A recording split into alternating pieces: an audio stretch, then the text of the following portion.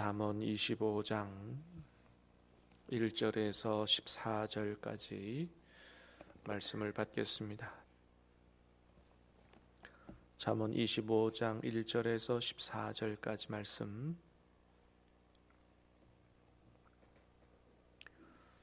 이것도 솔로몬의 잠언이요 유다 왕 히스기야의 신하들이 편집한 것이니라.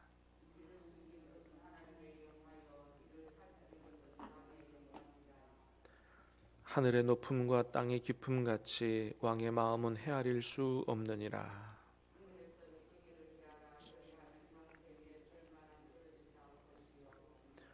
왕 앞에서 악한 자를 제하라. 그리하면 그의 왕위가 의로 말미암아 견고히 서리라.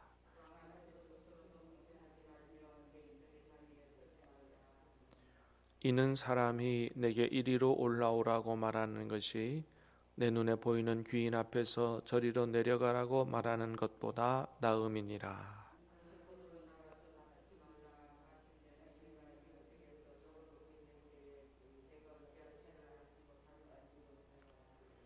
너는 이웃과 다투거든 변론만 하고 남의 은밀한 일은 누설하지 말라.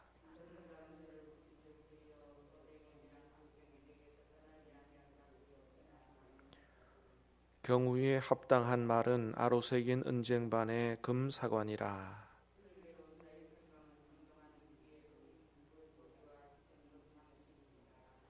충성된 사자는 그를 보낸 이에게 마치 추수하는 날의 얼음 냉수 같아서 능히 그 주인의 마음을 시원하게 하느니라.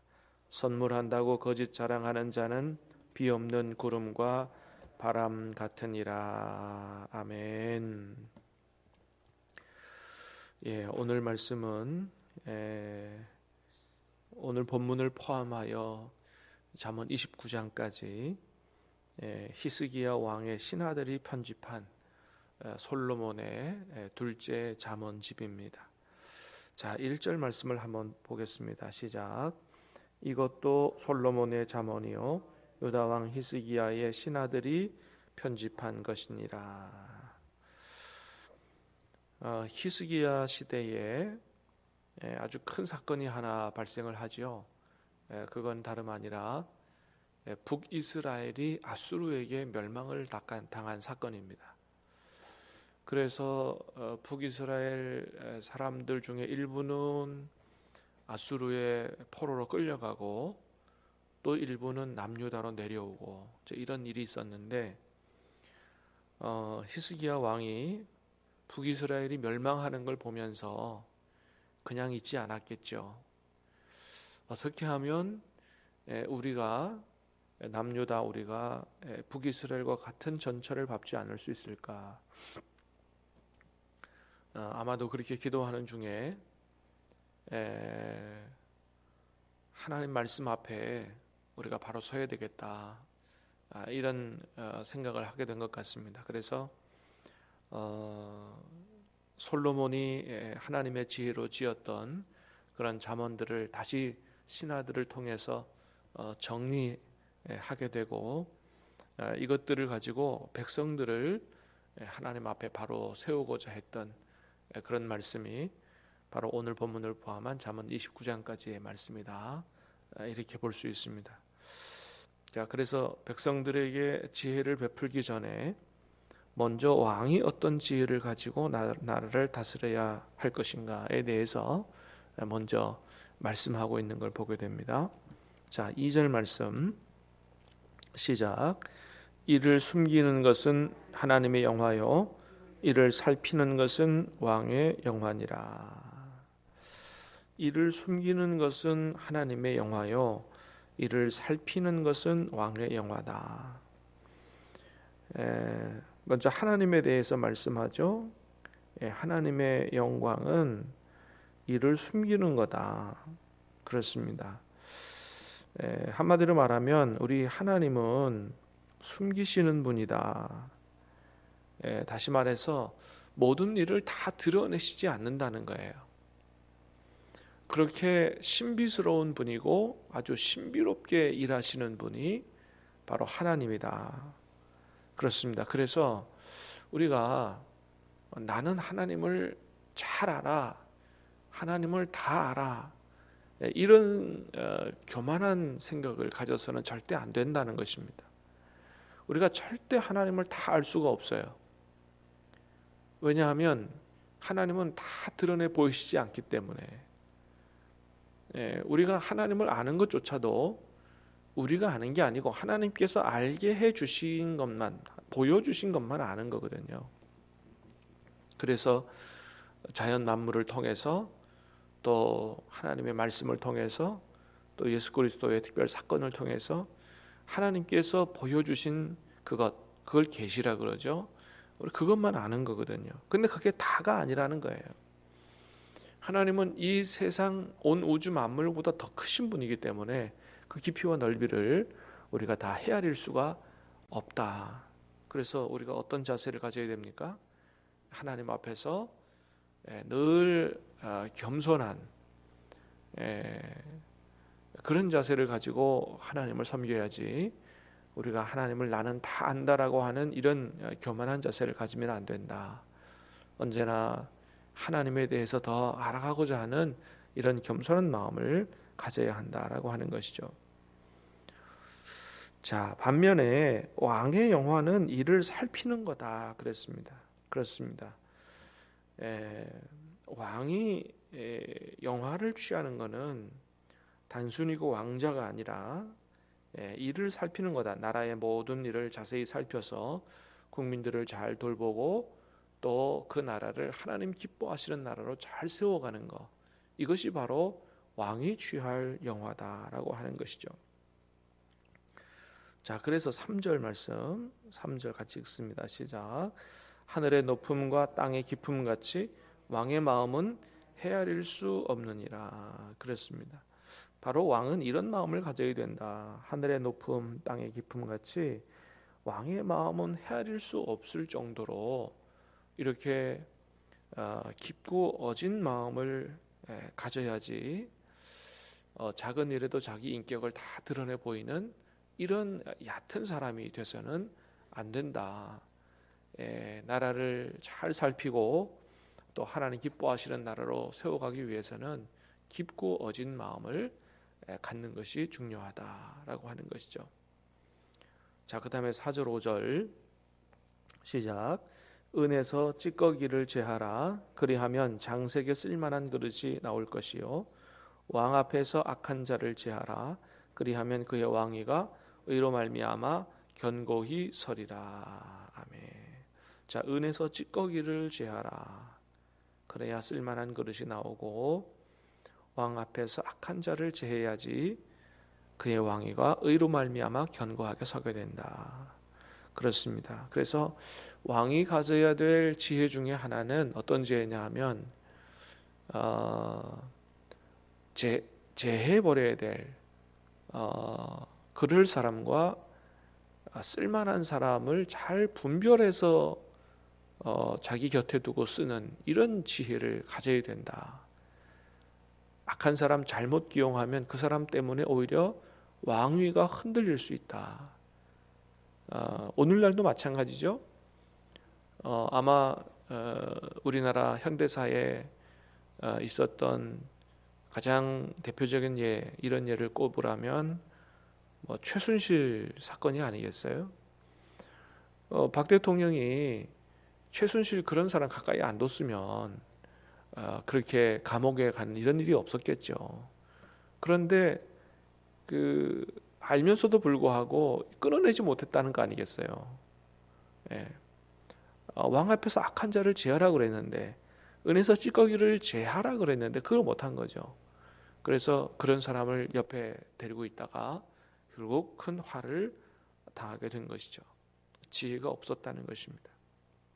그래서 먼저 25장에서 왕이 한 나라를 잘 다스리기 위해서 어떤 지혜를 가져야 되는가에 대해서 먼저 이야기해 주고 있습니다. 자, 그 다음에 8절 9절 시작. 너는 서둘러 나가서 다투지 말라. 마침내 내가 이웃에게서 욕을 보게 될 때에 내가 어찌할 줄을 알지 못할까 두려우니라. 너는 이웃과 다투거든 변론만 하고 남의 은밀한 일을 누설하지 말라. 너는 서둘러 나가서 다투지 말라. 또 너는 이웃과 다투거든 변론만 하고 남의 은밀한 일은 누설하지 말라. 이게 지혜다는 거죠. 혹이라도 시시비비를 가려야 될 일이 있다면 일의 자초지종을 잘 파악하고 나서 정말로 이것은 시시비비를 가려야 되겠다, 잘못된 것은 바로잡아야 되겠다, 이런 생각이 확실하게 들 때 해야지. 일의 자초지종을 잘 생각하지도 않고 알아보지도 않고 한쪽 얘기만 듣고 그저 화가 나서 나가서 섣불리 그렇게 고함을 치고 다투고 하면 나중에 모든 일이 다 드러날 때 잘못하면 망신만 당할 수 있다는 거죠. 그래서 화가 나더라도 분노를 참고 일의 모든 자초지종을 다 들어보고 그렇게 해서 잘못된 것을 바로잡는 지혜가 중요하다. 또 이웃과 다투게 되거든 변론만 하고 자기 자신에 대해서 그러지 않았다, 이런 어떤 자기 변론만 해야지, 거기다가 남의 험담까지 같이 하면 아주 비열한 사람이 된다라고 하는 거죠. 그래서 우리는 다른 문제로 다툴 때 다른 사람의 허물을 드러내서 다른 사람의 명예를 훼손시키는 이런 비열한 사람이 돼서는 안 된다라고 하는 것이죠. 사랑은 많은 허물을 덮어주는 거다 그랬습니다. 자, 11절 말씀 시작. 경우에 합당한 말은 아로새긴 은쟁반의 금사관이라. 그렇죠. 너무 유명한 말씀이죠. 경우에 합당한 말은 아로새긴 은쟁반의 금사과다. 여러분, 아로새긴 은쟁반의 금사과 얼마나 멋있어 보여요. 얼마나 귀합니까? 바로 경우에 합당한 말이 그와 같다는 것입니다. 그래서 우리가 말을 생각나는 대로 다 쏟아놔서는 안 되고 참으로 경우에 합당하게 하는 지혜가 있어야 된다. 옳은 말을 할 때도요, 때와 장소를 가리는 지혜가 필요하다는 거예요. 지금 옳은 말이라도 이걸 해야 되는지. 여러분, 뭐 예를 들어서 시시비비가 따질 일이 있다. 근데 그 대상이 세상을 떠나서 지금 장례식장에 있다. 그럼 여러분, 장례식장에 가서 그 시시비비를 따져야 되겠습니까? 그건 아니죠. 먼저 고인에 대한 예의를 갖춰야 되는 거죠. 먼저는 같이 슬퍼하는 마음을 가지고 그 이후에 장례가 끝난 이후에 이제 뭐 그런 일을 해야지, 때와 장소를 가리지 못하고 그렇게 해서는 안 된다. 그래서 여러분, 우리가 조금 더 신중하면 상대방의 어떤 이야기를 할 때도 오전에 해야 될지 오후에 해야 할지 이것도 좀 잘 생각할 필요가 있어요. 특별히 직장에서 상사에게 어떤 결제를 맡으러 갈 때 오전에 결제를 맡는 거와 오후에 결제를 맡는 게 다르다 그러잖아요. 오전에 결제를 맡으러 가면 아주 생각이 이렇게 예민할 때거든요. 뭐가 이렇게 머리가 잘 돌아갈 때. 오후에는 조금 점심도 먹고 이제 마음이 푸근해지고 열릴 때잖아요. 오후에 가서 결제를 맡는 것이 훨씬 더 결제가 잘 된다. 이건 때와 때를 잘 가리는 거죠. 지혜라는 것이죠. 그렇습니다. 그 다음에 또 옳은 말이라고 할지라도 꼭 그것이 내가 해야 될 말이냐, 내가 하지 말아야 될 말도 있거든요. 옳은 말이라도 이런 것을 잘 새겨서 경우에 합당하게 하는 말이 너무나도 중요하다라고 하는 것을 가르쳐주고 있습니다. 자, 12절 말씀도 읽어봅니다. 시작. 슬기로운 자의 책망은 청종하는 귀에 금고리와 정금 장식이니라. 아멘. 슬기롭게 책망하는 것도 너무 중요하다. 책망하는 것도 막 그냥 질책하듯이 책망해서는 안 되고, 책망하는 이유가 뭐예요?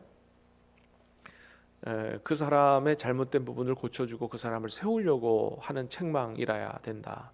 그래서 책망도 그런 목적을 가지고 슬기롭게 해야지.